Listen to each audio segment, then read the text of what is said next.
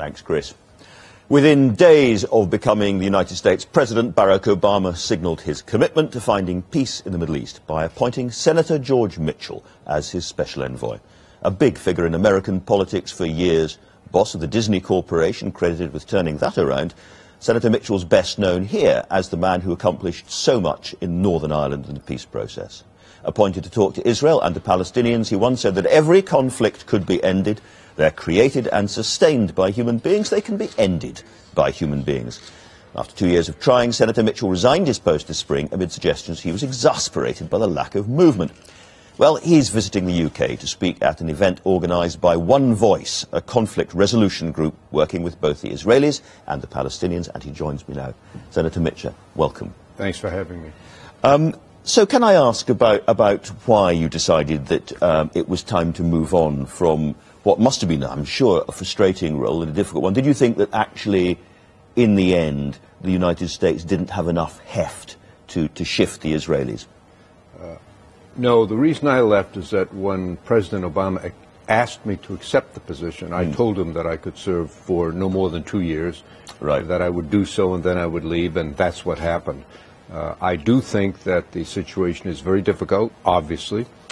Conflicts that are centuries in the making often take years to overcome. But I still believe that, if not in the immediate future, where it's hard to be optimistic, over some time, the parties, Israel and Palestine, their people, will recognize that the pain of getting to an agreement is less than the pain they will endure if they don't get to an agreement. And I think that ultimately will prevail. Quite a few commentators, nonetheless, after President Obama made his great speech in Cairo and raised so many hopes, wondered why America didn't do more. Because in terms of military contacts and commercial contacts and cultural contacts and all the rest of it, there was the ability to put sort of pressure on Mr. Netanyahu, who, you know, is a tough character. We all knew where he was coming from. Right. And there didn't seem to be that kind of pressure. Absent that pressure, it was hard, wasn't it, to see how things were going to change? Well, of course, from the other side's perspective, there was too much pressure. So I think it depends on your point of view as to how much is the right amount of pressure. And they're all tough guys in the region, not only the Prime Minister, but everyone involved. We made a real effort, but in the end, Andrew, the decisions made there will have to be made by Israelis and Palestinians, with the active and sustained support of the United States and our allies and many friends in the region. But it won't be the American people who decide the future of Israelis and Palestinians. It will be Israelis and Palestinians. And you were absolutely at the core of this for 2 years. What, in your view, has been the toughest part of the whole situation to shift? Israel has a state, a very successful one. They don't have security for their people, and that's what they want. The Palestinians don't have a state, and they want one, an independent, viable state, so that they can enjoy the self-respect that comes from self-governance. I believe that neither can attain its objective by denying to the other side its objective. That is to say, I don't think the Palestinians are going to get a state until the Israelis feel a sense of reasonable and sustainable security. I don't think the Israelis can get that until the Palestinians get a state.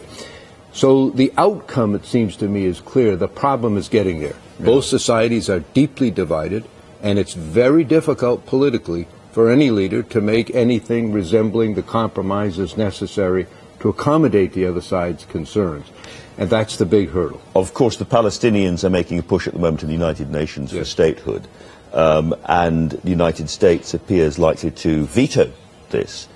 That's going to be very hard to explain across the wider region, given that Palestinian statehood has been part of what the United States says it's fighting for.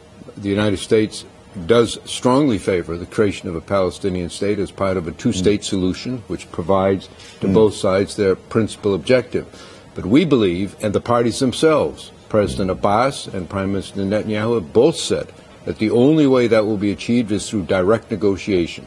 So do you regard this as a kind of sort of propagandistic thing that's going on in the United Nations? Well, I wouldn't call it propagandistic. That's a pejorative phrase. They're obviously trying to advance their objective, but if the goal is a state, they themselves have acknowledged the only way to get a state is to get into negotiations. And the concern we have about that approach is that it makes negotiations less likely rather than more likely. Meanwhile, there is a problem in the sense that Hamas is gaining traction and gaining credibility. There's been a very big prisoner swap deal has just been agreed. And that is presumably a concern, because if Hamas are on the rise and Prime Minister Abbas is on the down, then it's going to be much harder, isn't it? Well, of course, there are ups and downs. Just a couple of weeks ago, when President Abbas appeared before the United Nations to file his request, he went up. Yeah. Now Hamas is coming up, so wait another week and something else will happen. It's up and down. But that is a concern. The United States favors the involvement of all parties, provided they meet the simplest, basic democratic demands that everyone has in the region and among the EU and other allies in the West. But when you took on the job, you must have thought there was the chance of a breakthrough. You must have thought this is a moment of hope, and you heard the President talking about hope. What went wrong, do you think? Well, it's a conflict of centuries in the making, and there were deep roots. I never was certain that there would be an agreement, but I was optimistic and hopeful, and I still am. I think that with patience and perseverance, this can be done.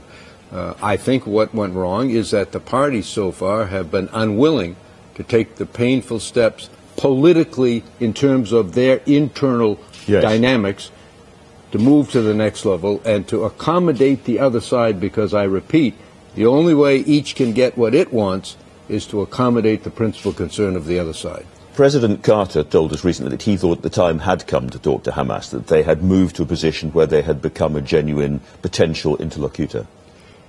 Hamas has made many statements to many people, many of them contradictory, some private, some public. Once they make a clear statement that they will comply with democratic norms and the positions are set out clearly, then of course they'll be welcomed into the process.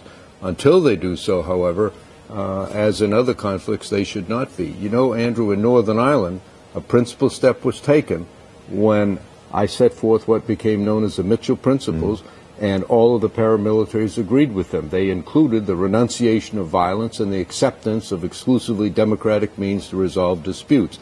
Those aren't directly applicable in the Middle East, but when people make clear their willingness to participate in a manner that is consistent with democratic principles, why then, of course, they'd be very welcome. So you can help people make peace, but you can't make them make peace. They have to be ready for it. That's exactly right. Senator Mitchell, thank you very much indeed for joining us this morning. Thank you, Andrew.